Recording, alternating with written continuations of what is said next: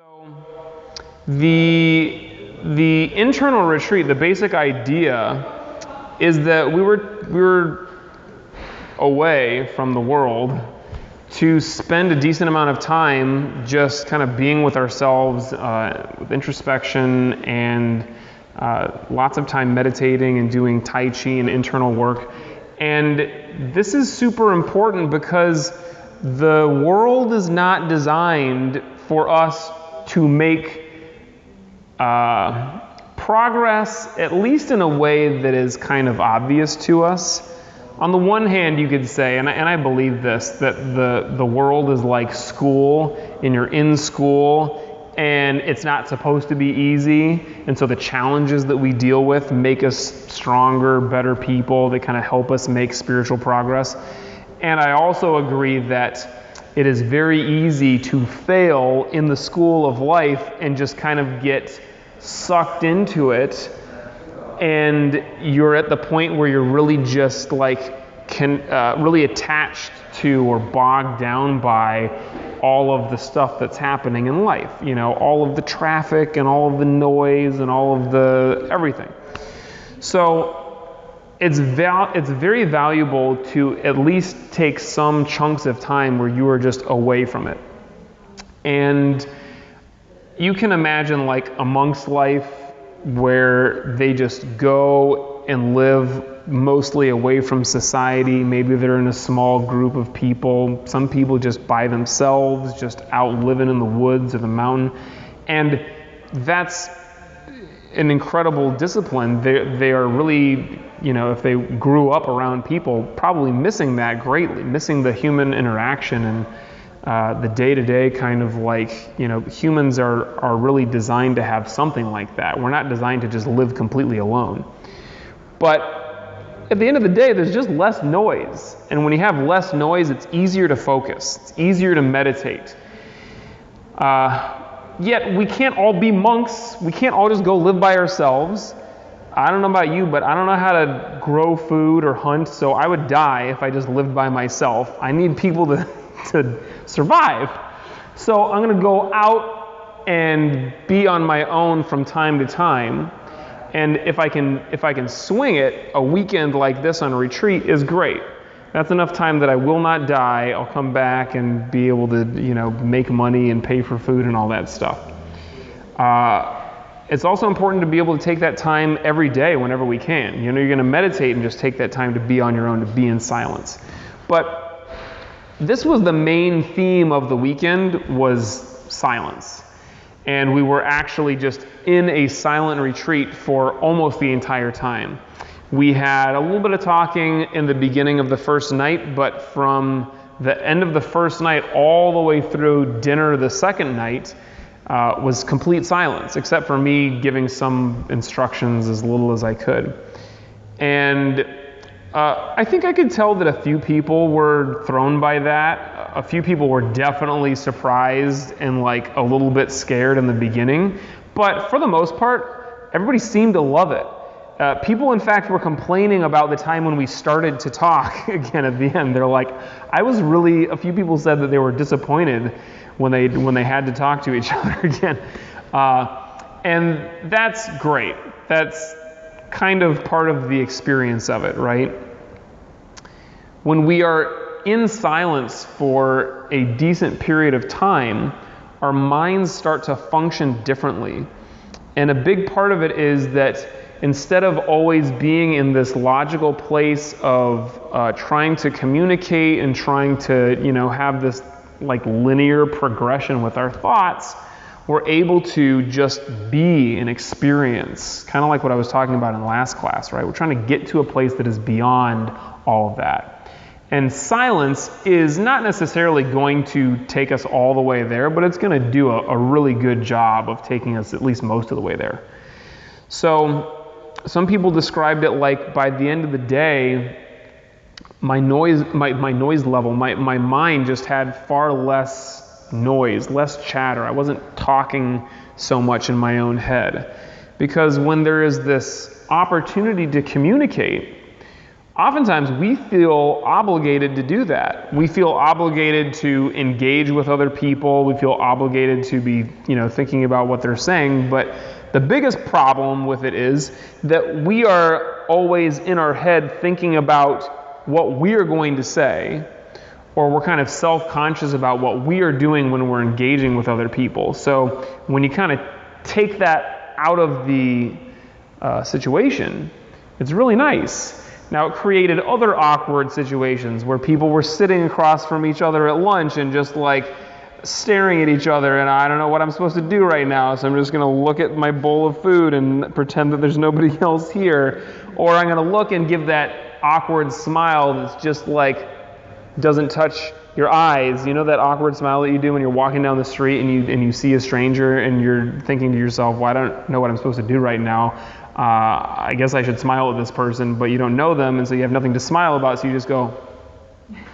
And that's like the face that we do, which is atrocious, but we do it. We do it. And this, this was one of the problems that were created by the situation. But in general, I think people really loved the silence. And so I'm not guaranteeing that every retreat is going to be a silent retreat, but I will guarantee that we will at least have a decent amount of silence. And the other thing that we did a lot of was meditation. Meditation is obviously also silence. The challenge there for a lot of people is just sitting. And I had some questions about how can I sit? I can maybe get myself to sit still, but to be able to sit through the pain is difficult. And it is. So several people asked me about that during retreat and then after retreat as well. So some of the meditations that we did, I gave people the option of meditating up to 3 hours, and some people did that. And then told me at the end, I should not have meditated for 3 hours. So you've got this posture that you're sitting in meditation that we want to be able to be just as comfortable as possible. You want to transform yourself into a mountain that does not move. It doesn't need to move. It's not even thinking about moving. You're just there. And so this is the process that we referred to as locking it down. This I stole from Miss Donahue. And when you lock it down, this is like the race between your mind getting to a certain level of interiorization.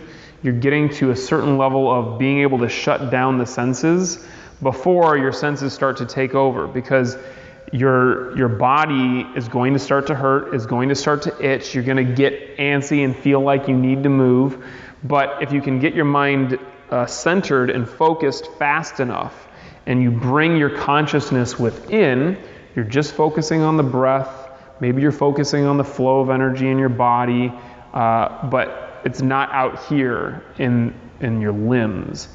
And this is one of the reasons why it's so important to sit still and silently, because when you move, if you make noise, it's giving you the auditory stimulation, which then takes your energy out into that, your awareness out into that. But also, if you move your arm, now your arm is the thing that you're thinking about and the thing that you're feeling and aware of instead of your breath. And it usually lingers like that for a while.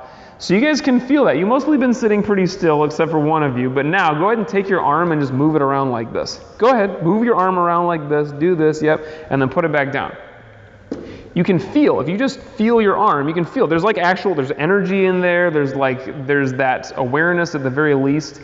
And so now you got to move the other one so it evens out. So this is real. This is what happens. So we want to try to sit very still. But if you don't get a good posture, as hard as you are able to focus, it is nearly impossible, not impossible, but nearly impossible. If something is really wrong with your posture, it's almost impossible to sit past a certain amount of time. For most people, it's like a half an hour. For some people, it's an hour.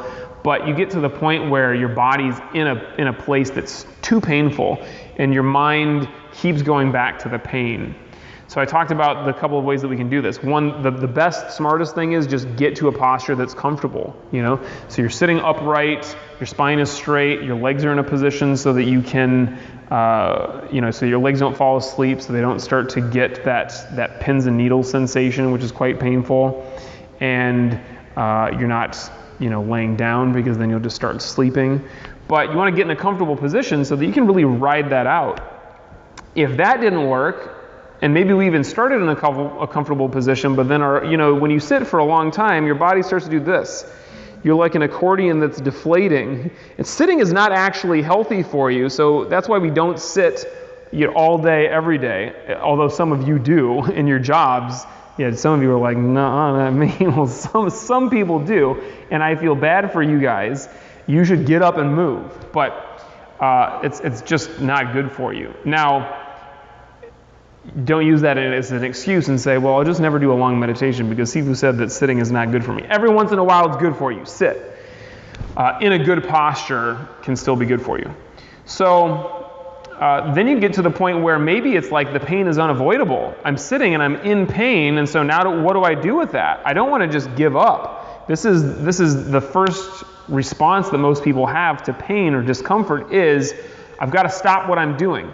Well, when you do that, you are feeding, that is your ego's response, is I've got to stop this, because your ego doesn't want you to meditate, because your ego is afraid of you meditating.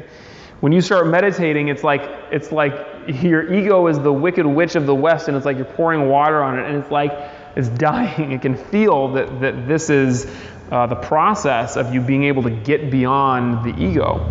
So it starts to grab onto anything that it can, and pain is definitely an easy kind of early on thing that it does. So you want to be able to sit through the pain and maybe even kind of dive into the pain. And as I said on retreat, just be in it and don't make it mean anything beyond what it is. It is pain. It doesn't mean that you're going to die. It doesn't mean that you're never going to be able to meditate. It doesn't mean that you're going to be paralyzed when you try to get up and walk after meditation. It's pain. You should listen to your body. You should recognize pain. And if you're doing something repeatedly that keeps hurting it, you should probably stop doing that. But in this moment, you can recognize that this is pain and it's nothing more. And this is, you should all be great at being tortured. If you ever get captured and somebody tries to torture you, you should be able to deal, because you've been meditating and you've been in pain if you've meditated for any long amount of time. So it's being able to kind of separate the consciousness in your mind from the physical body, from the pain. And it's also being able to just be in the pain and recognize that there's nothing to this beyond the pain itself.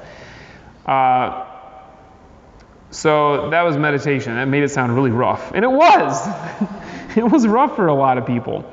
Somebody asked me, in fact, 2 people recently asked me, well, it hurts, and I feel like actually when I try to meditate for a long time, I'm bad at it.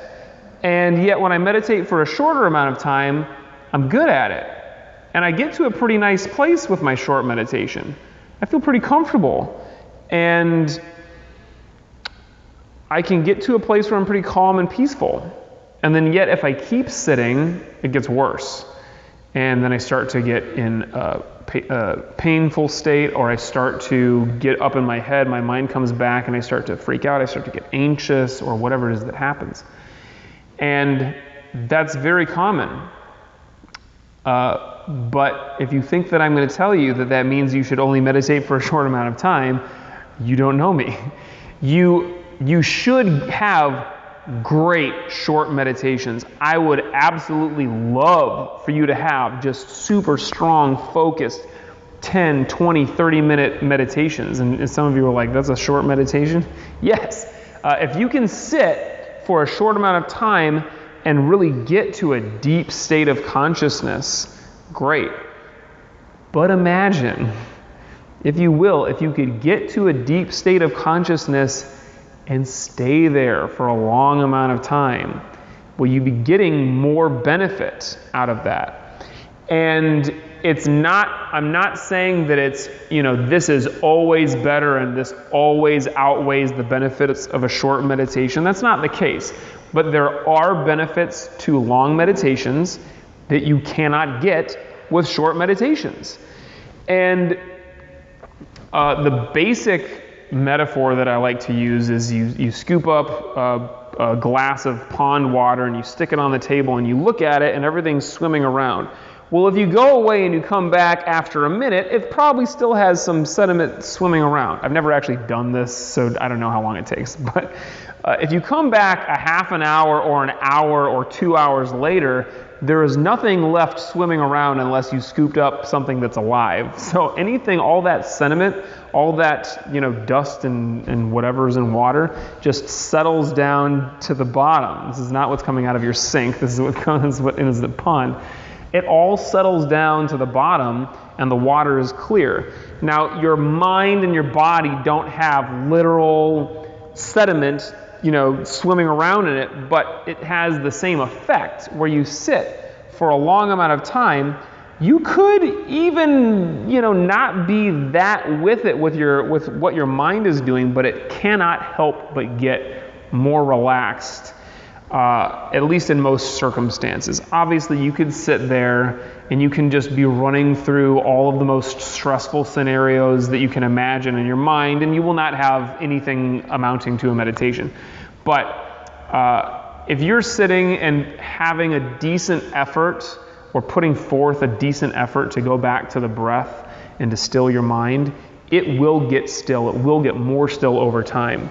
And the meditation has a tendency to go like this. Even a shorter meditation goes like this. But if you are stretching it out, it's a longer meditation. These things are going to get longer, and you'll have longer periods of time where you're down here at a deeper state with less noise. And this is what I told the first student who asked me about this after meditation, and she said, I used to meditate, and I did this all the time. We would do a shorter meditation of about 20 minutes, and then we'd get up and we'd do something like stretching, or like we do this in class sometimes with Tai Chi, and then we go back to meditating again. And that's great, and you should do that. That's one of the best things that you could possibly do, is to pair mindful movement with your meditation. And that is a big part of what we did over retreat, obviously. But if you think of, the OG who started all of this, or what we practice, the Buddha did not just sit and get enlightened after 30 minutes. It took, how long did the Buddha sit? Was it 3 days under the Bodhi tree? And we're trying to sit for an hour or two. He sat for several days. And there was a whole battle that ensued, inside his mind, and all of the stuff that he went through, and then hit enlightenment at the end of it.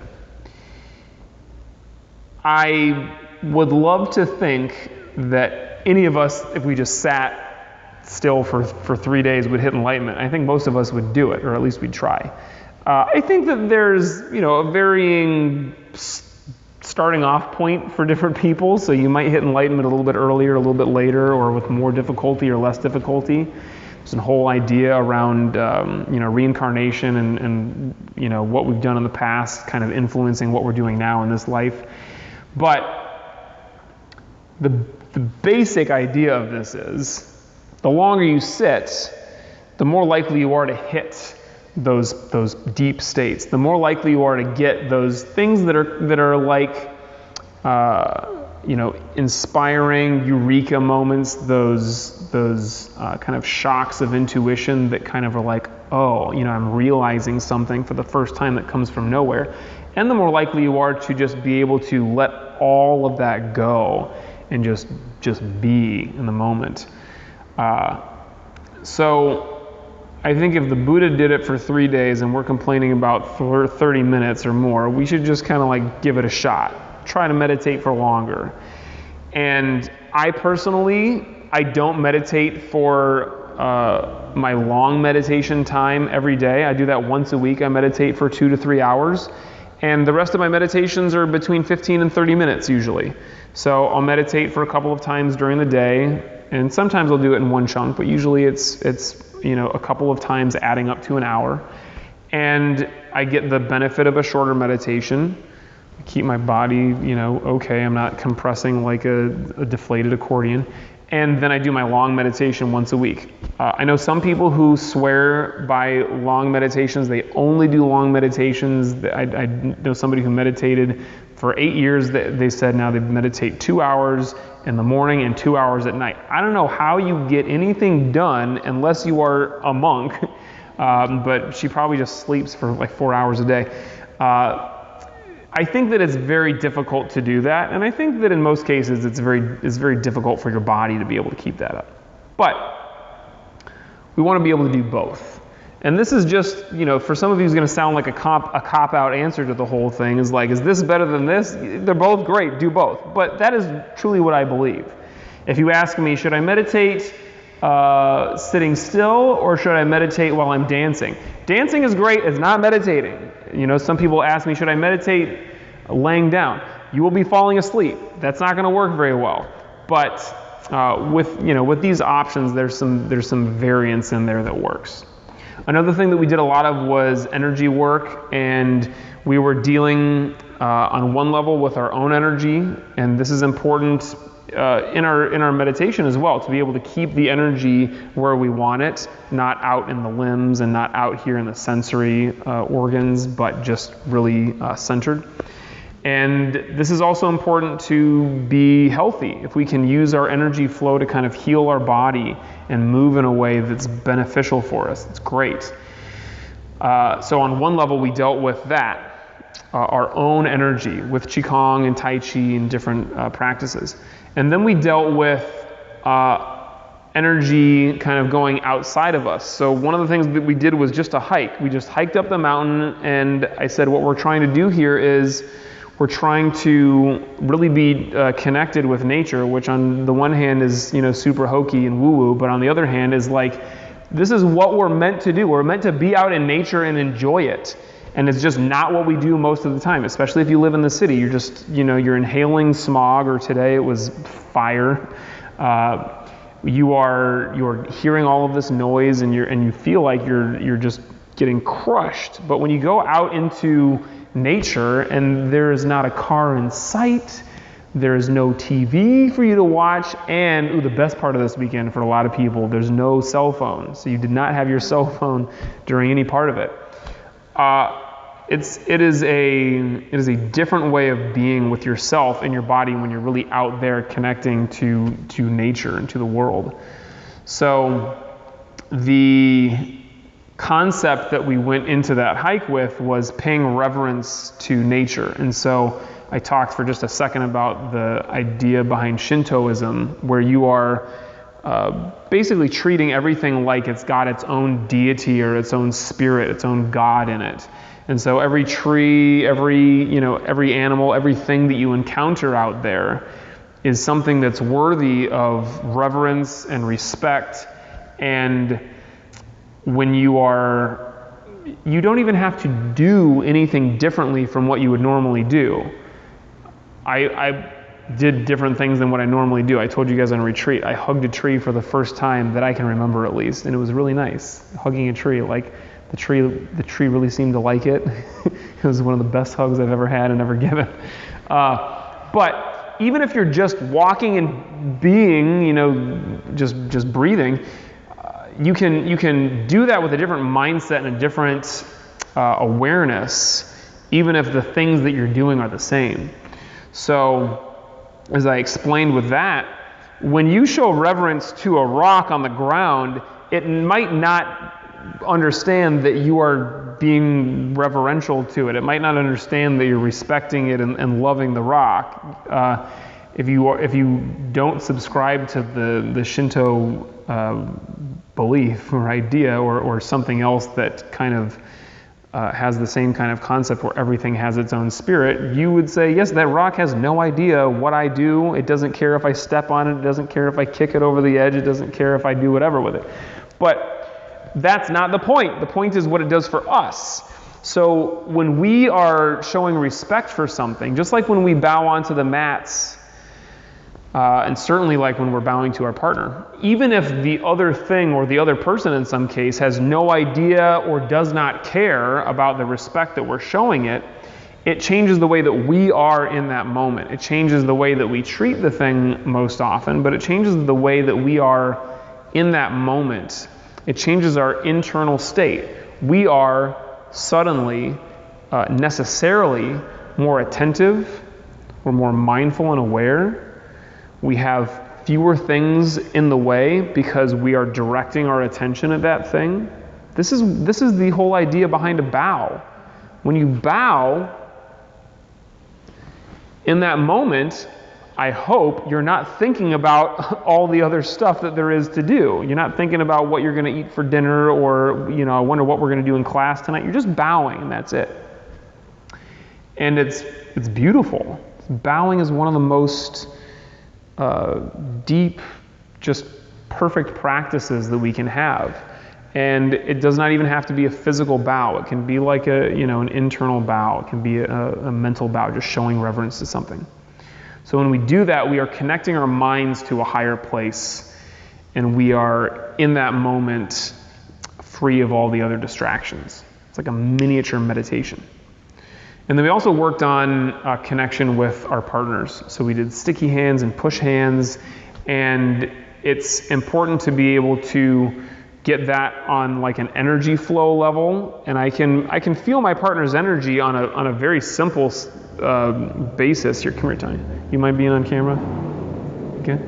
So you can feel this because if I'm relaxed and she goes to push me, I feel the push. And if she goes to push me and I'm tense, I might stop her from pushing me, but I'm not feeling her energy. I'm just stopping. And this is one way to do push hands, but what I like to do is feel her energy and move out of the way. And she tries to push me, and I'm just gone, right? So that's coming from a place first and foremost of mental and emotional relaxation and openness, being ready to accept, but also a physical place of relaxation and a physical state that's different from what we're used to. So that opens us up to being able to share. We are actually like interchanging our energy with our partner. You can look at it on a different level where we're actually like exchanging chi, ki, prana. I'm feeling my partner's energy beyond just the physical sense. When you're doing that with the breath, it certainly helps with that. And you can also just look at it like the emotional state that you're in.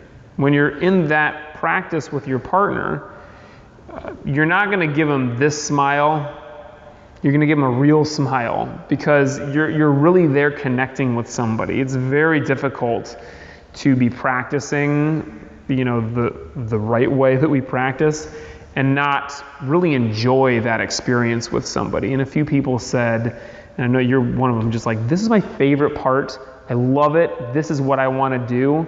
Maybe if you could choose, this would be the only thing that you do in class. But